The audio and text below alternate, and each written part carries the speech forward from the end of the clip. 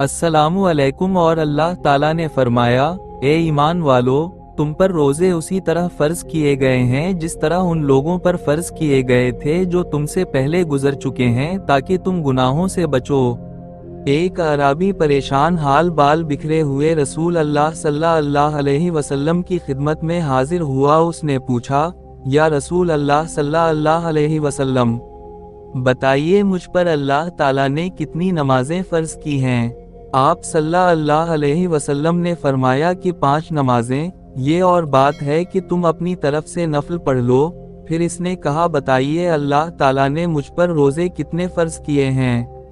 हज़रत सल्लल्लाहु अलैहि वसल्लम ने फरमाया कि रमज़ान के महीने के, ये और बात है कि तुम खुद अपने तौर पर कुछ नफुल्ली रोजे और भी रख लो।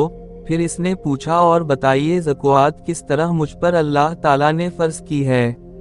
आप सल्लल्लाहु अलैहि वसल्लम ने उसे शरअ इस्लाम की बातें बता दें। जब इस अराबी ने कहा, इस ज़ात की कसम जिसने आप सल्लल्लाहु अलैहि वसल्लम को इज्जत दी, ना मैं इसमें इससे जो अल्लाह ताला ने मुझ पर फर्ज कर दिया है कुछ बढ़ाऊंगा और ना घटाऊंगा, इस पर रसूल अल्लाह सल्लल्लाहु अलैहि वसल्लम ने फरमाया, अगर उसने सच कहा है तो ये मुराद को पहुंचा। या आप सल्लल्लाहु अलैहि वसल्लम ने ये फरमाया कि अगर सच कहा है तो जन्नत में जाएगा।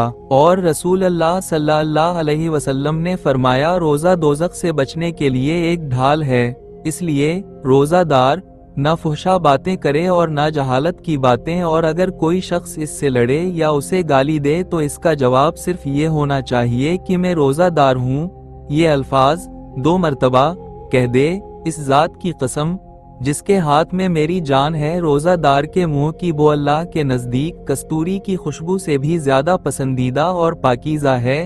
अल्लाह ताला फरमाता है, बंदा अपना खाना पीना और अपनी शहवत मेरे लिए छोड़ता है, रोजा मेरे लिए है और मैं ही उसका बदला दूंगा। और दूसरी नेकियों का सवाब भी असल नेकी के 10 गुना होता है।